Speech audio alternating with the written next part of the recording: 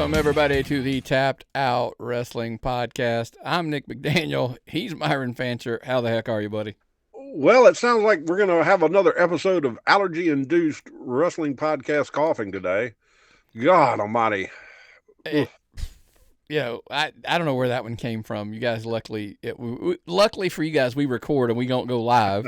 Mine was just as bad while you were out starting again. God almighty. I'm draining like crazy. I can't wait till it gets cold here. You and me both. You know me. I'm not a summer person in the least. But I tell you what I am, man. What's that? I'm a Tapped Out Pod Patreon guy. Patreon.com/Tapped Out Pod. Get all of the shows early. Get the bonus content. All that good stuff. The digital exclusives. The physical 8.5 by 11. All those different tier levels. Check us out at Patreon.com/Tapped Out Pod. See what level's best for you.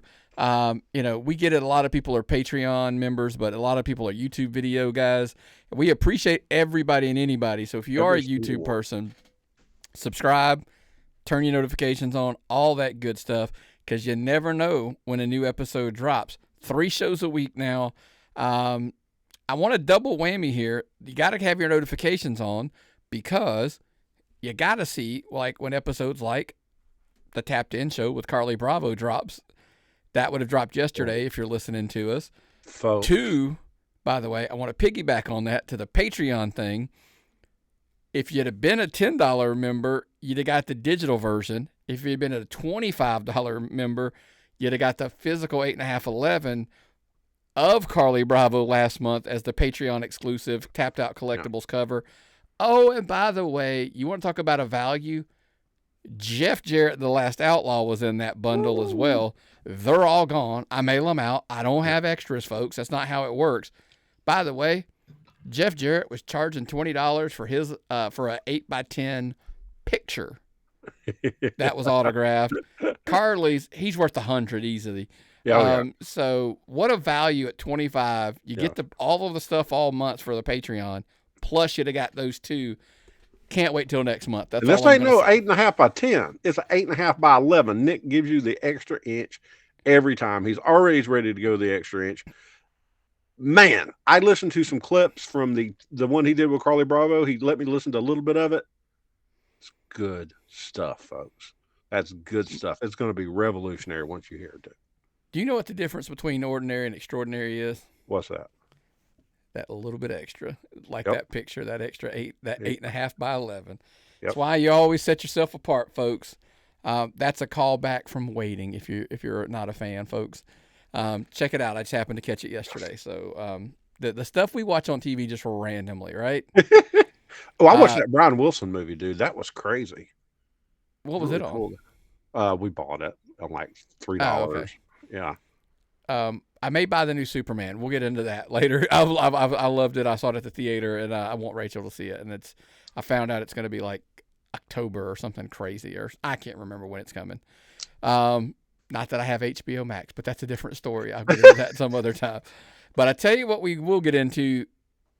So we record big news drops. That's kind of been the trend here for the last. It feels like for the last month. WWE, ESPN, the agreement, the Peacock fallout, all of this kind of stuff over the last week.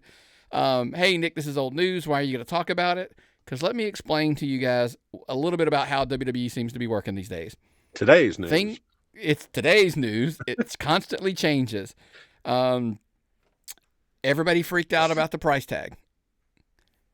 Then it came out that if you had certain packages with DirecTV Stream or insert Spectrum Charter, whatever, your login would work and you'd be okay and you'd have it already if you had a certain tier on your cable thing. Then not so much. I'm going to save some of this for the end, so you got to sit through the end of this segment to hear Nick's personal experience with trying to figure out what do I even have with ESPN Unlimited. Yeah. I get it. Yeah. Go ahead. But let's get into the, we talked about it, 190 to 325, bunch of money. We're not going to beat that up. That was old. That's some of the old news, but obviously stuff came out WWE has cut back and reduced the amount that they're paying Peacock because Peacock kind of let them out of the March deal. We're jumping in sooner than later, when it comes to working with ESPN. WrestlePalooza, the 20th, that's going to be the first PLE on. Again, here's the problem. I'm going to ask you, and it's just my opinion. And look, I'm all a fan of this. I'm a huge fan of all the above here we were talking about. They have not done the greatest job, rolling this thing out as far as how it works, who gets it, who doesn't, and some other things like this. So, it's almost like they didn't know this was going to happen because they would have told the cable. You don't think they would have told the cable people earlier, and the cable people would have all had their package or all had a notification or a change your fees or something? Because all of a sudden, these people have it. I don't have it. I don't know what's going on. They're rolling things off. Peacock keeping some things and not all of them. So I got to keep Peacock for a little bit longer. But then Peacock raised the cost. $17 now. Kind of a bitch move. Sorry for me to say it that way. That Peacock loses WWE's PLEs. They've got Clash in Paris. They've got the next one, which we're going to discuss that here shortly. But after that, they don't have it. But they're still going to have the NXT stuff through March of next year. They're still going to have the library through March of next year. All this stuff matters. But Saturday night's main event is going to leave NBC and be only on Peacock. There's going to be 2 more of those this year, with one of them, by the way, being John Cena's retirement show. We'll get there in a minute. I want to ask you something about that one.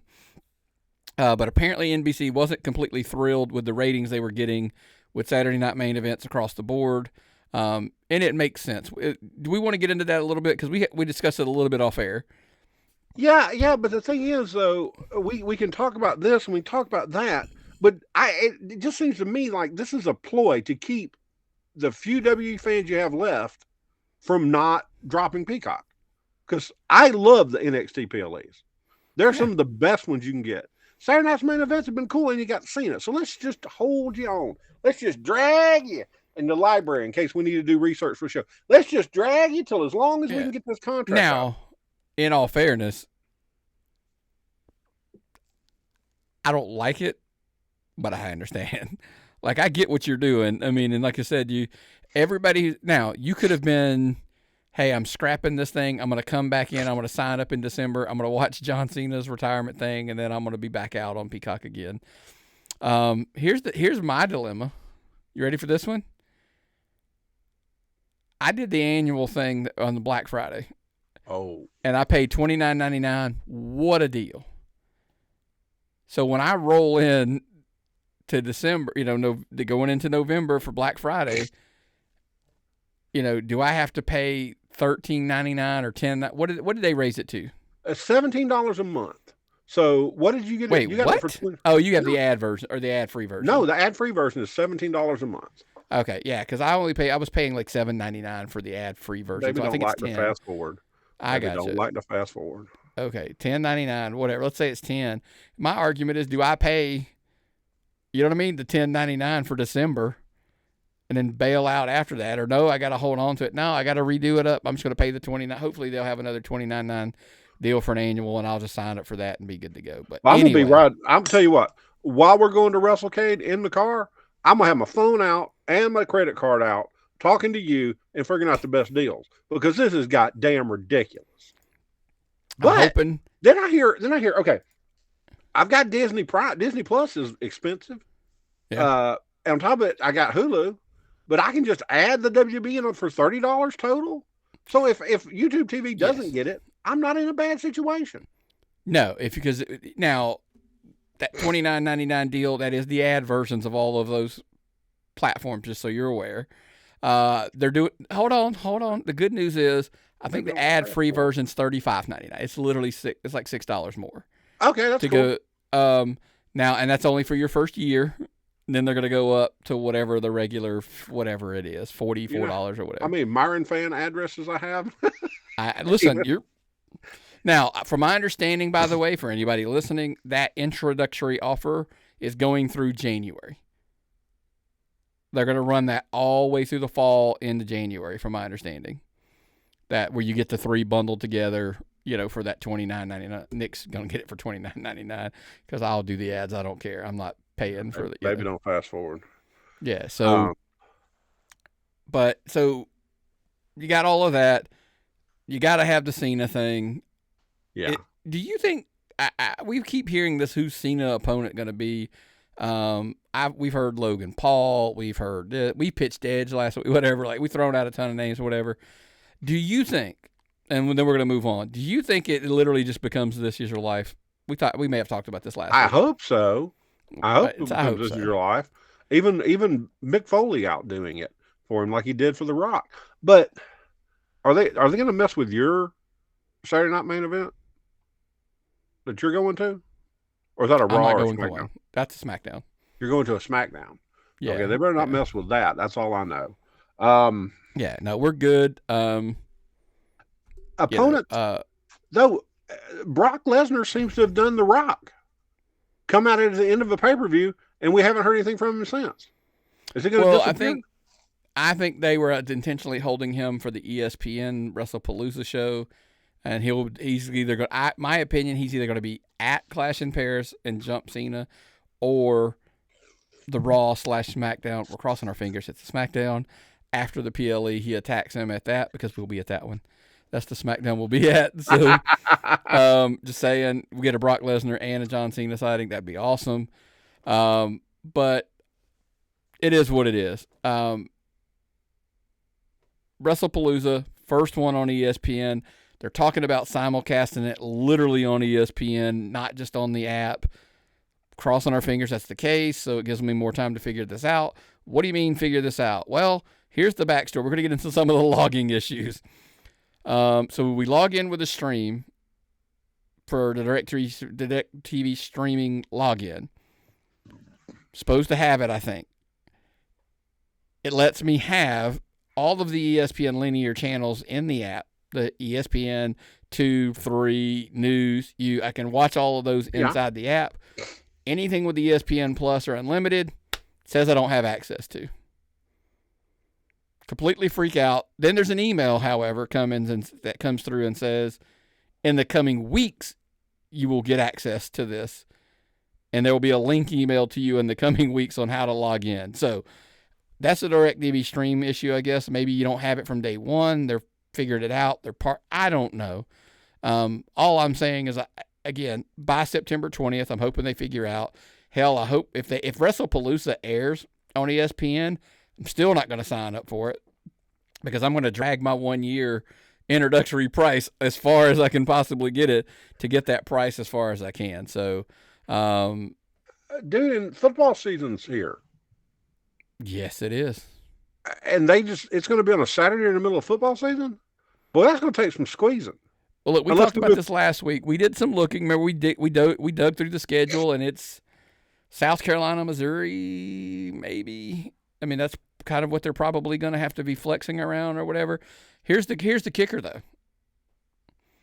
I was having a conversation with somebody, and I said, they're like, well, the South Carolina, Missouri game it's going to outdraw what WrestlePalooza would. And I'm like, you're probably correct. I would agree with that. However, WrestlePalooza, if it aired on ESPN, it doesn't have to outdraw the South Carolina-Missouri game. Do you know what it has to outdraw? All you're talking about doing, and speaking from experience, by the way, me personally, I've seen our friends. I have seen our college football junkie friends.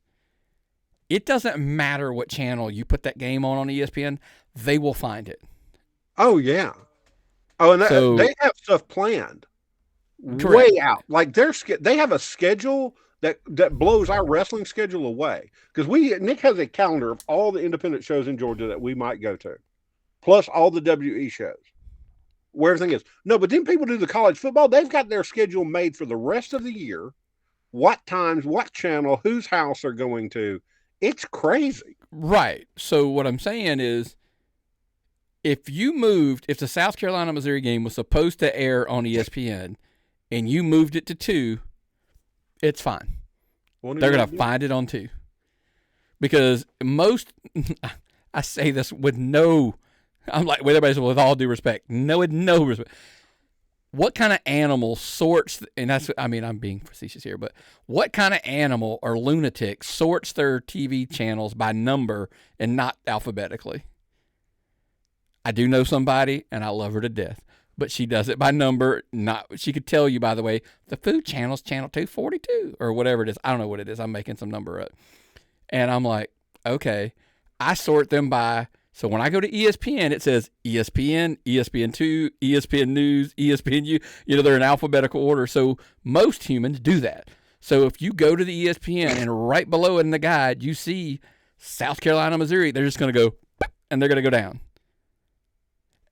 And the game that was on 2, they got bumped to 3 or News or U, it's going to be right below it. They'll go down. Here's why I'm saying that. I say all that to say WrestlePalooza has to beat the last game that was scheduled on the ESPN 360 or whatever it was, the last ESPN channel. That game that is like Northeast Louisiana Tech versus Southwest Texas, Austin Peay or whatever. That's the game it has to beat because they're fully aware those football people, they're going to follow those games down if they put it on ESPN. Or simply, they're just going to put it on 2 or News or whatever. But I bet there's going to be a ton of ads for it all day where everybody's watching that. And what's the better thing at the end of the day than a good wrestling show, Nick? Think about it. Well, dude, we talked about it. Game day's going to be potentially in Indiana that day. Pat can be there. Pat's going to be at game day. You have WWE wrestlers there. They hyping the show all day long. They're hyping the streaming service all day long. And then they just tell everybody, by the way, when whatever time the show is, it's a mile and a half away. That's where the other show is. Can you imagine telling college kids, you can come to this game, you can tailgate all day, you can watch the game, and when the game's over, a mile and a half from here, there's a wrestling show over there. There's a wrestling PLE over there. Sounds like money. Sounds like fun. money to me. I ain't gonna lie to you. It sounds like fun. That's what it sounds like. If I was a college kid, I'm all in. Now, granted, again, all college kids may not be able to afford that, so who knows? These times. PLE tickets. I mean, are the PLE tickets up for sale already? I'm assuming they're going to have to be up for sale. They are. Somebody posted like a third row or fourth row, whatever, was like $5,000 or something crazy like that or whatever. So you're not going to be sitting up front, but you can fill those upper levels anyway. How much does Green Shirt guy? Where does he get his money from?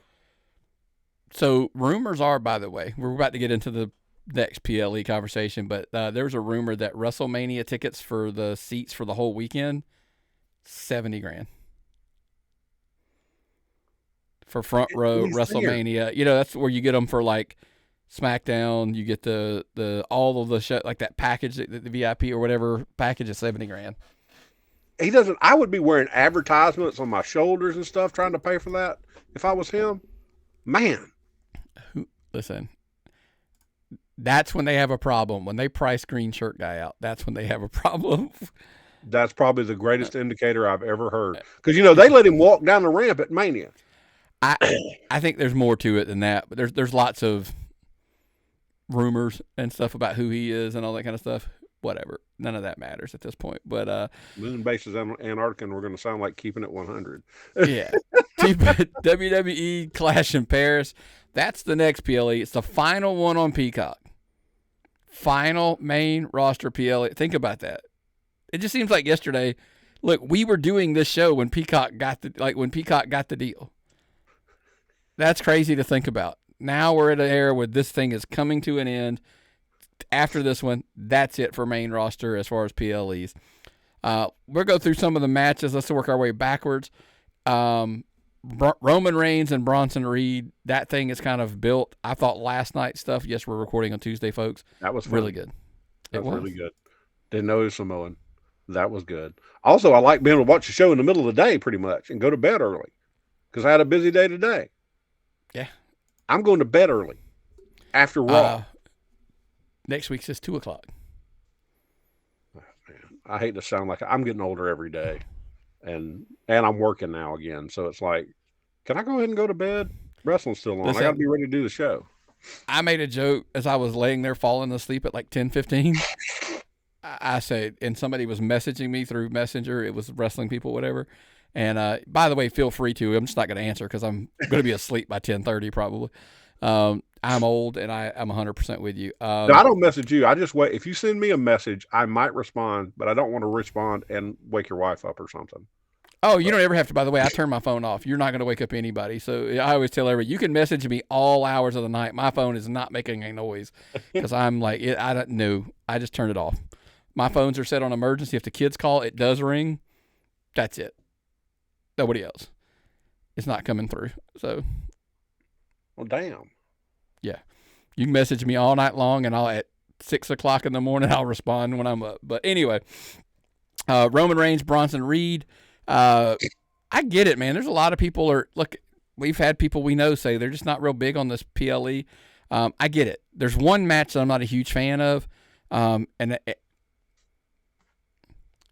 the Donnybrook match, Sheamus and Rusev. Here's my thing. I think it'll be awesome for what it is. Oh, yeah. But I understand. Yeah. I get why people aren't into it, right? I thought I'd already seen it. You have. But here's what the thing is. These buddies are going to go over there, and they're going to fight in front of these people, and they're just going to beat the tar out of each other. Yeah. And they're going to be European fans with European wrestlers, and it's going to be popular, and the crowd's going to love it, and I'll probably enjoy the hell out of it. But I'm not very excited about it. Yeah. Obviously, Becky Lynch, Nikki Bella added on Raw. I'm coming back to the other one. Nikki Bella and Becky Lynch. Shockingly, I have to say, look, okay, well, I'm not going to bring that up. I don't even want to go down that road. Shockingly, Nikki Bella and Becky Lynch, I've kind of been in on. The promos have been good enough that they sucked me in. They've been real good. I thought she had a popped implant, though. Go to see Dr. James Andrews in Birmingham, have that fixed. Apparently, it heals quicker than a torn Achilles. I don't know, but I'm really excited. Let me ask you a question though: would they dare put the title on her? That'd be silly.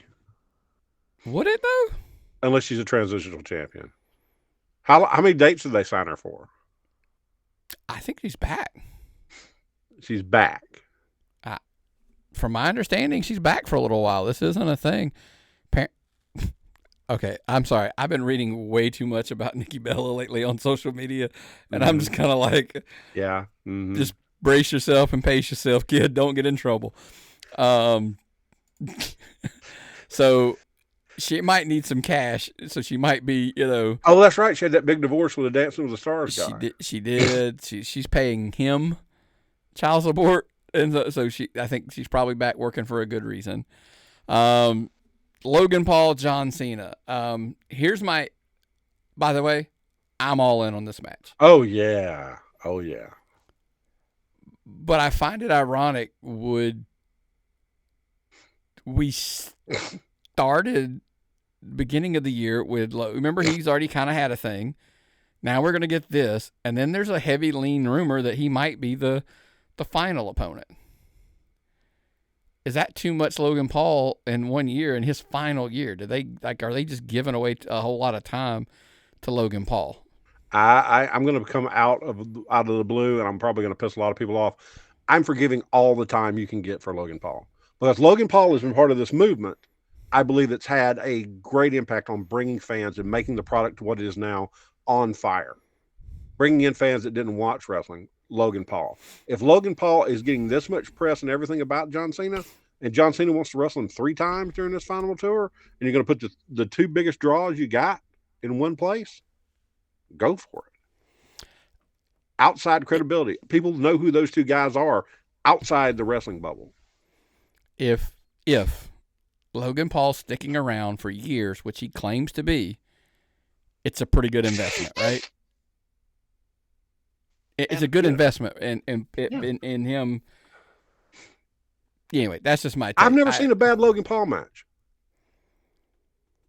By the way, Did you check out on his social media? This is Logan Paul now as a WWE star. On his podcast, he's kind of like, I was kind of disappointed in John and the whole quickly turning back to babyface because is that just him seeking everybody's affirmation and Like, just be who you are, man. That's not, like, be like me. Like, I just am who I am, and if they don't like me, I don't care. You just can't do that. You got to, try to be like, go love me, And I'm like, okay, that's funny. Well, that's good stuff too, and that's a bunch of people who heard it and want to know what it means. Yeah.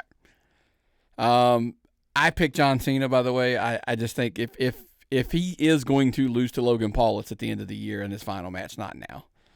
The World Heavyweight Championship, Seth Rollins defends against LA Knight, Jey Uso, and CM Punk.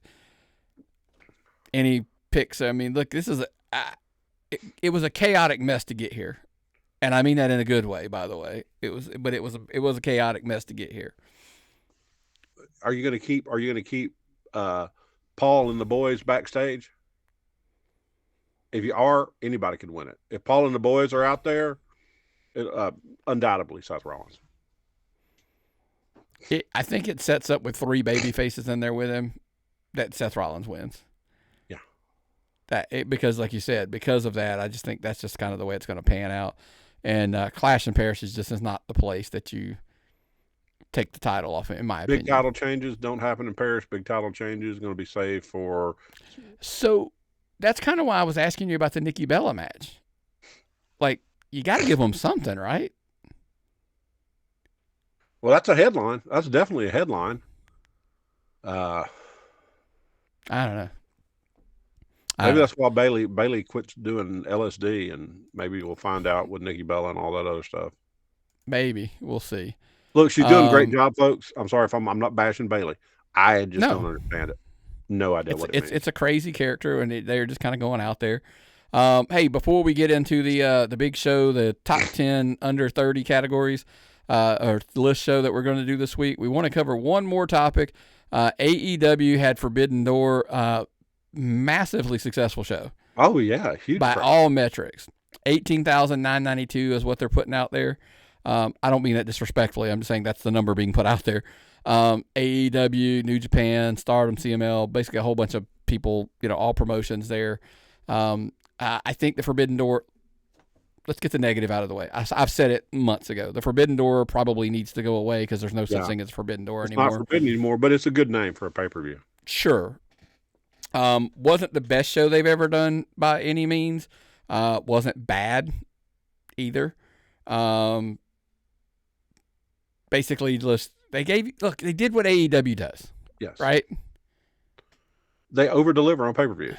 They give you as many matches as they can fit on there. It doesn't matter how long it's going to take. They're going to give you, you pay for the video. You have to pay for this pay-per-view. So they're not going to stock a 5-card match. They're going to give you all their stars doing all the big matches, and it was a remarkably good pay-per-view. Did I like everything? No. But it was a good pay-per-view.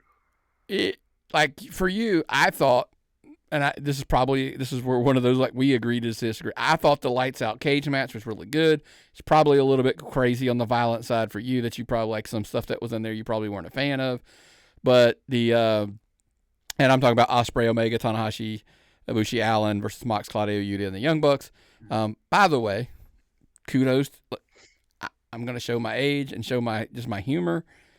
If you missed the Young Bucks entrance to Hanson's Mbop, I can't lie. This new thing they're doing with the Young Bucks, where like they have the wrong names and they have the wrong music playing and all that kind of stuff, is just hilarious to me. I think it's super funny. The match itself was really good. They did a really good job of injuring Will Ospreay so he can go off and have this surgery. He would have to have surgery already, right? Yeah, so good job. That's him up good. That visual of him with the chair on his neck. Yeah, that sticks. I thought that match was really good. Zack Sabre Jr., Nigel McGuinness, again, if you're into the wrestling aspect, the technical wrestling, probably doesn't get much better than that, folks. Go check that one out. That's one that I highly recommend. And then, of course, Toni Storm and Athena. Dare I say, I thought this match was better than the Mercedes-Toni match. Yeah. I think Athena's an incredibly talented wrestler. She knows how to put on a great fight. She is more of a threatening-looking wrestler than Mercedes Moné is right now, unless Mercedes Moné has all those belts to hit you with. And Toni Storm could work with a mop. Okay, it's amazing to see what she's done. Am I the biggest Tony Storm proponent? No, but I understand what she's done. And if there's matches she had with Mariah May, who's over there in NXT now, Mariah May is Blake, whatever they're calling her, Monroe. is an amazing wrestler. So they're doing a good job at the very tip top of the card with the women, in my opinion, at AEW. Sorry, my slurring, but yeah, but that was a good one. The Mercedes match. What are you going to do? You know, what are you going to do with Mercedes? Keep putting 12 belts on her. Apparently, that's what everybody's going to do. I mean, Well, you get the right to creative. Anyway, it is what it is. I mean, yeah, I don't know. Just to me, too many, but that is what it is. Okada retained. So the Hangman Page MJF match, and everybody knows, obviously, at this point, we're big MJF fans. Yeah. Crowd was into it. I think it muddied the waters a little bit when, like, the referee counted to 3, but Hangman had his foot on the rope. It's one of those, like, but then he changed his mind. I'm kind of like, yeah, but you didn't see it. It gets, I mean, anyway, here's the blunt truth. The match was a little overbooked at the end, and it is something that's becoming a thing in general. I think Paige and I think MJF are both better than that, and they deserve better than that in the long run. But that's just my take. What are they really doing with MJF? I know he's up here at the top of the card, but what are they really doing with him? Is this where he can do his best? Yeah, he's going to be I think, he's going to be the new champ. Okay, one of the negatives, it is what, I'll ask you this if this is a negative, folks. tappedoutpod@gmail.com. I don't know. I can't, I'm going to defend both points probably in the same breath. That's what's crazy. So at the press conference or whatever, Tony Khan announces the contract that MJF has that he can kind of cash in, quote unquote, to get the title shot. They are no longer going to allow it to be done like a Money in the Bank. Like, you have to declare it out in advance so that way the matches are set, they can be announced, they can be promoted. Like, you have to do at least like a week out. Like, it's, they can't just, you can't run in and do the cash in thing. Now, it's like, okay, then just tell me you win a title shot. Don't tell me it's a contract I can cash in whenever I want to or whatever, because then it's like, okay, well, then I just get it at the next pay-per-view. I just, you know what I mean? Instead of saying, like, I get right there. It's just like, it helps sell tickets. It'll sell tickets for it, and you don't have to book it because you already know it's happening. The flip argument to that is, by the way, I get why you maybe want to change it.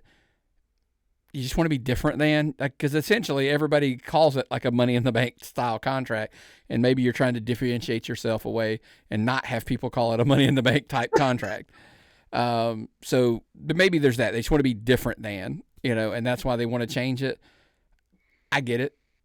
Who knows? But although I'm kind of like, I love the concept of the Money in the Bank.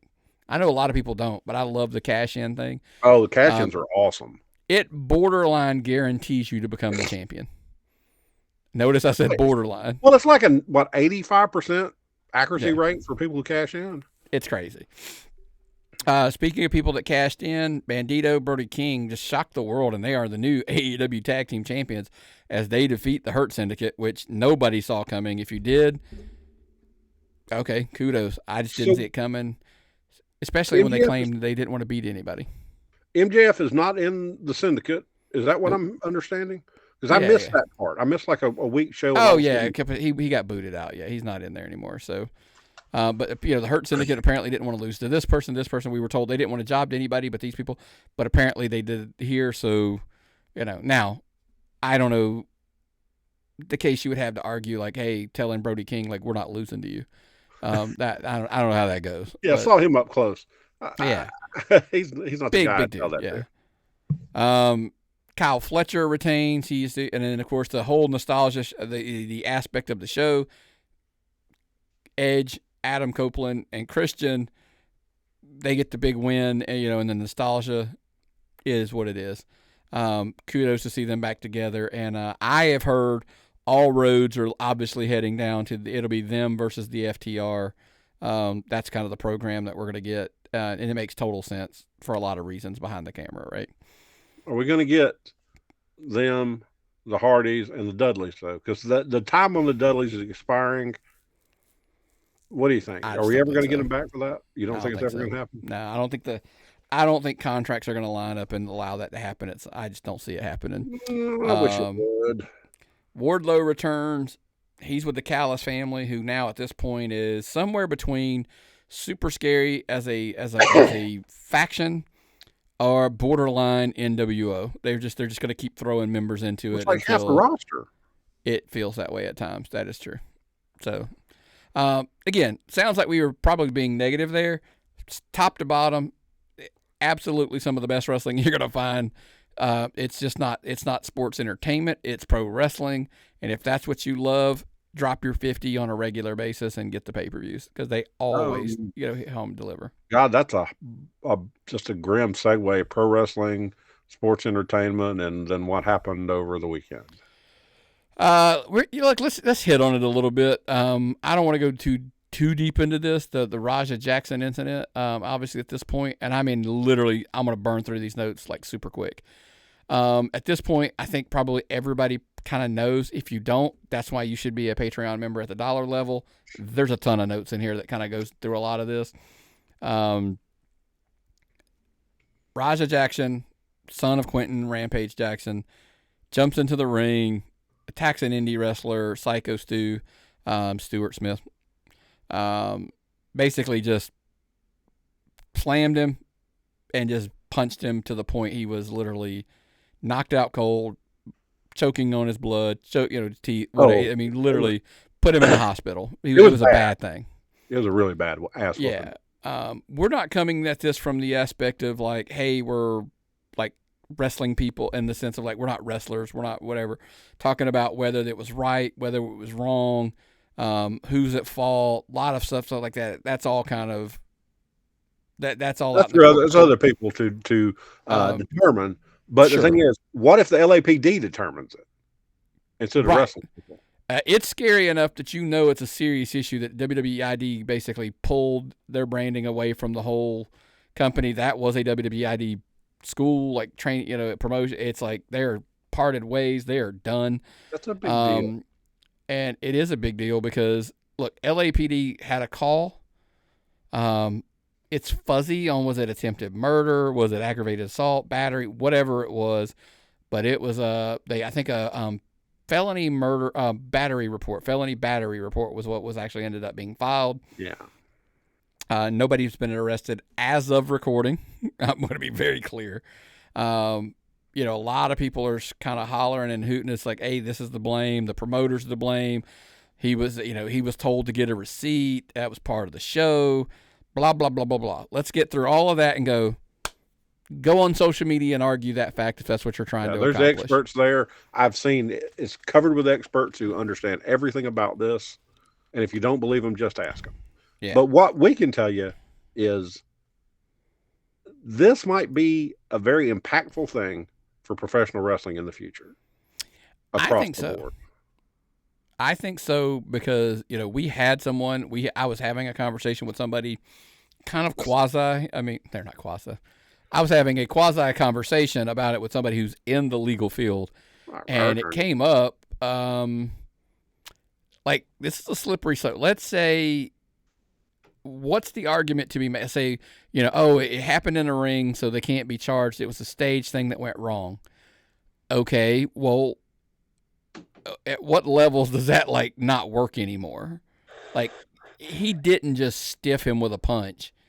I mean, he put the dude in the hospital and like meant to. Let me back up. I can't believe though California doesn't have to have licenses for independent wrestlers. I don't know. I'm not inside. Okay, because if he had to be a licensed wrestler, this would be different. But if he didn't have a wrestling license and he was still in there, I didn't think he could work with people who didn't have wrestling licenses. States vary from from state to state, so that's a whole other Maybe this thing. might be where it goes. This might be a thing that requires people from now on to have wrestling licenses to even be near a show. Like when you But went in and did that spot with Jack Jameson, mm-hmm. you would have had to have a wrestling license. Yeah, That would change things across the board with wrestling shows, right. all over the place. The questions come down to there's multiple. I guess the questions are who's accountable for him. He's not a wrestler. By the way, his father's come out and said he had suffered a concussion in training, so he might not even been a. You're the medical thing more than I am. I'm not like the competent. Like, was he competent to even be in, medically competent to be into the ring with a concussion if he had it? So if it was recently, These you know are what I all mean? debatable things, man. These are very debatable things. But it might happen in court. It might not just happen in wrestler's court. This means something will happen in real court. Right. And I hate to say it, but I'm going to keep watching this, hopefully from a distance, and it just plays off and goes away. And Stu's okay. I don't want anything wrong with Stu, but yeah. Look, we want to keep an eye on it. I think potentially there's legal issues going to be like as far as criminal issues probably being potentially an issue. Listen, I think without question civil suits are going to come involved to be at some point here. That's just my opinion. But I think it's going to change potentially if it gets out of control legally. Lots of things can change across the country for indie pro wrestling without question. That's going to be a possibility in my so I'm not sure. But man, without further ado, I'm looking at the thing here. I'm like, oh man, were we going to be able to get all 10 of these in here? We'll get them. Top 10 U.S. based, and I want to be clear because we said U.S. based wrestlers for that are under 30 for a reason. The reason I said that is, look, I get it. There's tons of AAA and New Japan and so that we don't watch as regularly as we would love to. That we don't get to see as much of, and I just don't want to sit there and say like, "Hey, these are the best in the world." So we narrowed it kind of down into the field of what our scope of what we typically watch is. Number 10, by the way, is going to show out right out of the gate. We didn't say male or female. We said top 10 base, period, because at number 10 we have Jordynne Grace in WWE NXT specifically at 29 years old. I cannot get more impressed with her every match. Every match I see her in, she puts on a great match. She can do things that the small girls can't do as far as athleticism, but she's a juggernaut. I cannot go. And she's got a long career ahead of her with the WWE. I think so as well. With everything she accomplished, essentially the face of the TNA Knockouts division when she was the champion there, coming over to WWE, listen, she's becoming, one of the faces of the brand there, even not as the champion. Yeah. And that's one of the strongest women's division, probably the best overall women's division there is. And she's right up there at the top of it already. Yeah. I think she's in a great position to kind of learning the WWE system. I think they're doing something unique. And will they eventually put the title on her? Probably. But I like and I don't even know if this is what they're doing, but I like the concept of they're building her without making her champion because then she can leave the brand like that and go to a main roster spot without having to worry about dropping the title. And they can use the title. They can use the title on somebody else to help make that person larger, of a bigger a star. So, number 9, Daniel Garcia, AEW, only 26 years old. Oh. I'm twice that old.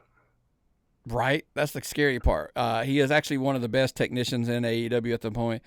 He's been a TNT champion. He's been in some really huge stories. I know a lot of people are like, oh, he's a mid-card guy. Define that, because he did have a thing with Bryan Danielson, Chris Jericho. So he was in with two absolute top guys. Not top guys, top, bigger than top guys in my opinion. So the question is does he get pigeonholed as the workhorse, Myron, or does he, actually become a top tier guy for a long run? It's going to be career choices. It's going to be about how you handle yourself outside of the ring and where you get signed with, man. Well, I also think it comes down to booking, so that's probably Yeah. part of it. But I think I think Daniel Garcia's got a huge future in front of him myself. Also, at 26 years of age, number 8, Kyle Fletcher. Here's the crazy thing is, I don't know that originally out of the gate this dude was supposed to be the guy. Like, I just don't think they could hold him back. And what I mean by that, when Mark Davis got injured and got sidelined, he came out and just, bam, star. Like, already he's currently the TNT champion. He's pretty much the top heel for Don Callis' faction. He's the guy. Think about that. And it's turning into one of the – and by the way, they just added Wardlow to that group. And if he still stays the top guy, that kind of tells you where he's positioned at. Yeah. Super young, super athletic. People could argue – I don't mean this dismissive. I had somebody tell me this, and I argued back. They're like, hey, he's the Temu version of Will Ospreay. He's not Ospreay, but he's right there. And I'm like, I disagree. Now, he might be an off-brand Will Ospreay for now. That's just only because the brand name Kyle Fletcher, isn't known globally, potentially. But I would disagree with that. I think Kyle Fletcher could be the Ospreay slot when the Ospreay, he's the next one. But that's just me. Number 7, Roxanne Perez at 23. Yeah, I can't say anything good about her that Booker T hasn't repeated 1,000 million times.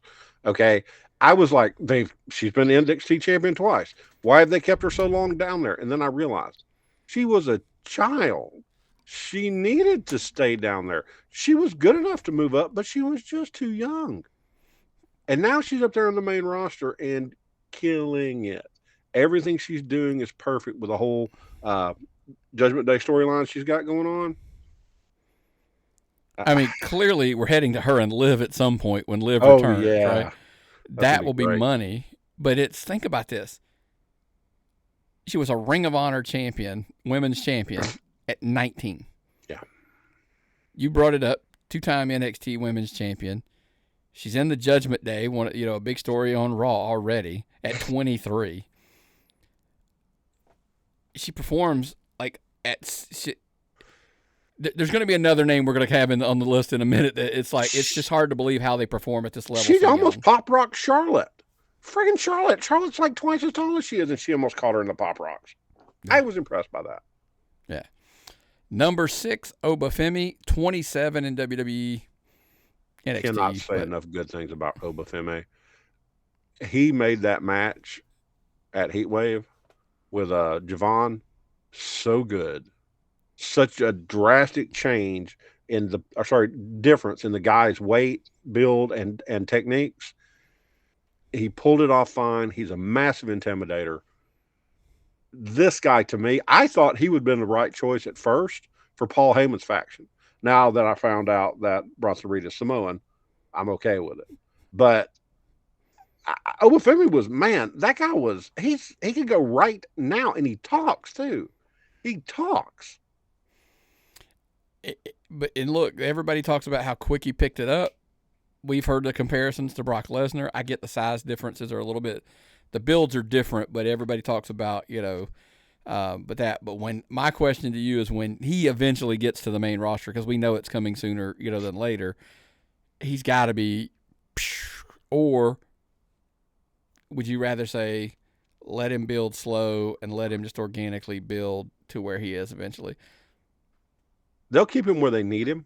They'll keep him in the smartest place. And if they have to do it where they move people around him, somebody takes the champion, he gets up. Javon Evans, would he have been a better choice to go up the roster next? Would he be more entertaining on the main roster in NXT? They know how to they know how to handle this. They've got this stuff down with Paul and Sean down there. They're taking people up at the right times. Yeah. And long-term plans. Number 5, Braun Breaker. Enough said, dude. Yes. He's a Steiner. He was NXT champion. He's already on the main roster. He's already had Intercontinental championships. Without question, Steiner legacy lives on through him. Yes. And I think at 27, this dude has the potential to be... He'll eclipse his uncle and his dad. I really do believe he will, because he is that clean looking, massive body. Everything's perfect. Yeah, this dude, I'm telling you. We're running out of time, but I do want to ask you about Braun Breaker. I look at 27 and I think of like, okay, a 20-year run from now. Let's say a 20-year run over the next whatever would put him at 47. Does his style, two things, does his style, is it sustainable till he's 47? Or two, with the money now, I don't know that anybody's hanging around for 20 years.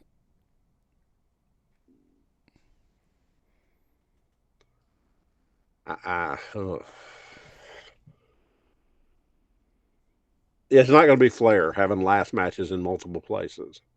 I would run it as long as you could, man. You know, save as much money as you can, stay in it as long as you can. Yeah. But I think he's got it. I think he has it. Yeah. You see him and you know he's a bad son of a bitch and he's going to mess you up. You just see him. Yeah. Number 4, Timeless Toni Storm. She's 29. She's just right under the cut there. Yep. You know, when she reinvented this timeless gimmick, listen, with all due respect, this should have never worked. No. Should not have connected. It just like from on paper, if I'd read it, I would have been like, this is the silliest, this is the dumbest thing. And then she goes out there and delivers with it, and then bam, she connects. Well, she was really, it's still not for me. I'm not bashing it. It was for everybody else, though. So I'm looking at the guy that's wrong. It got over huge, and it's like you said, a way out there gimmick. It's backed up by her ability to talk and her ability to work. So I think the gimmick made her, and what I mean by that is she was already considered a great worker. She was like, phenomenal in the ring, and everybody talked about that. The character work, folks. That's what sells tickets, in my opinion. What do I know? Just elevated her to a point that I think that's why she connected so much. Yes, I agree 100%. Speaking of character work, connecting, and whatever. Number 3, Dominic Mysterio, 28 years old, WWE, literally nepo baby, Rey Mysterio's kid. Maybe could be Eddie's. Who knows? Absolutely went from being just kind of like meh to off to the races. Specifically, the whole literally Dirty Dom skyrocketed, benefited. No one, in my opinion. Well, I don't know. I could make a case for the others. Never mind. I was going to say nobody benefited more from the Judgment Day than Dominic Mysterio. And I'm like, I don't know. I could argue, could say that is a launch pad, blowing people, except Carlito. He's the only one that has not benefited from it. Yeah, so that's a good case. But the heat he gets, I mean, he just looks like a dirtbag. And he's twice as hated in Mexico. Yeah. Okay. He transcends what Americans hate to what Mexicans hate. He's all over. He's greasy in 2 different countries. I cannot wait, and I'm just saying this now, I cannot wait to see how over he is when he finally flips baby. They're going to absolutely go crazy and love him. Oh yeah, so, man, he'll be like his dad, I would think. Yeah. He has some of the things I quote him on about not doing a super flip in every match because it means more when you say that super flip and things like that. He understands what he's doing. I really believe he's got a good career ahead of him. Yeah.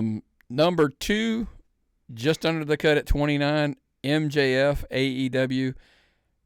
Listen, if he, despite any of the things that the booking wise that we just kind of like, they're not for us. Let's just go with that we are like, hey, I probably would have did this or this, whatever. Still on the mic when he's on a roll, He's on a Flair. He's on a Piper. He is on a level like nobody else. I had so much fun just at that autograph signing when we were working the line.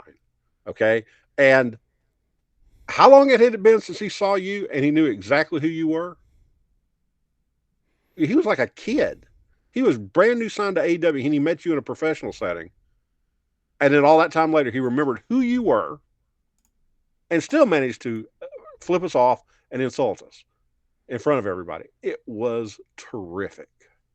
It's so crazy, the character, the charisma, and he can still go into the ring. He can do all the above. And honestly, it's in the notes here. Somebody asked, and we were talking about it, and somebody asked the question, like, is he already AEW's John Cena? And I'm like, yes, because he's going to be there so young. If he stays and he's there for 20 years, 100%. He will be AEW if he's there 20 years. He will be the reason they are there. By the way, he won't be. He'll be acting. He'll be off doing movies or something. Or no, he literally might be Cena at that point, now that I think about it. He will still be coming in and out and going off and doing movies from time to time. I haven't seen Happy Gilmore. Have you seen that? I have seen it. How was he? I intentionally did not tell Rachel who he was and asked what she thought of the kids, and she liked his character. She was like, and I said, that's, and then she said, oh, yeah, because I had shown her the picture. And so she was like, yeah, he's good. He's funny. And he is. And he's original. He sat there and insulted everybody as they came up through that line off the top of his head. Yeah. Brand new, great insult, cutting insult. I enjoyed that so much. Yeah. So MJF is our number 2. Wait, how is MJF number 2? Because, again, if you disagree, tappedoutpod@gmail.com, send the hate email, send us your list. We're not even saying we're right. We're just saying, hey, this is our list. Number 1, WWE, she's 28 years old, Rhea Ripley. Sold more merchandise than God. Okay? She's a merch-making machine. She's phenomenally talented. How tall is she? She towers over everyone else in the women's division. She has a look. Just an amazing look. My wife saw her coming down the ring because she was watching with me for some reason and was just like, oh, God. She looks like somebody that'll whip a man's ass. It's not hard to believe her. You don't, when she like knocks the hell out of somebody, you don't say, oh, I didn't think she could do that. You knew she could do that. Yeah. Because she's got that aura about her. And a good performer all around. Listen to this, Myron. She's 28.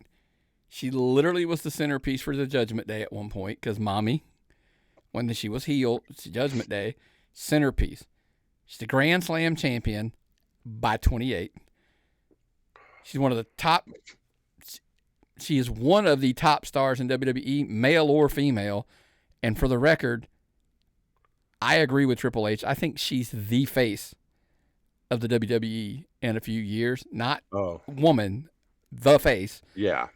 She's the first woman to win the Royal Rumble from the number 1 spot. She's main evented multiple WrestleManias now. Literally went from just being in NXT's, like prospect, and just to go from where she has. Someone sent in a question, and I wanted to ask you: is Rhea Ripley already the greatest female wrestler WWE has ever produced under 30? Even when you're looking at it, is under 30, she the biggest, greatest female wrestler they've had at that age? I don't know how old Charlotte is and how old Charlotte was when she came up from NXT. Becky was amazing when she came up. Bayley's been phenomenal, but Rhea has just been out. Charlotte's 39. Oh wow, okay, yeah, it's Rhea then. It's Rhea then. I mean, that's amazing that she's still that young. She's 10 years younger than Charlotte. Charlotte was amazing. Yeah. Bayley is amazing. Charlotte's still miss her, but at that age, I don't know. I'd have to get to see where they were and what they were doing. You could make a case for timing is everything. Like just Rhea being at one of their hottest peaks right now, as far as from a merchandising, from a global recognition. I get it, folks. Everybody's going, it's not their peak. There's not their creative best. I didn't say anything about their creative best. I just said from a monetary standpoint, from merchandising, from global exposure, etc. This is the peak, and she came in at the right time to be, the hottest woman, female talent on the roster, in my opinion. I mean, if we just say these television deals are a big deal for WWE, you can only imagine what they're raking in on YouTube and TikTok and all those other all those other ones.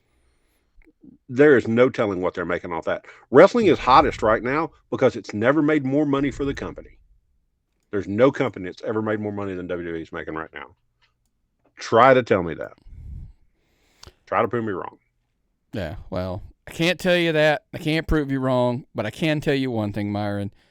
If you want to keep up with all things Tapped Out Pod, make sure you're signing up over patreon.com/tapped-out-pod. Again, show notes at the $1 level. $5 levels, you're going to get the weekly shows early. $10 levels, you're going to get everything we do early, and as well as the digital version of the exclusive Patreon Tapped Out collectibles.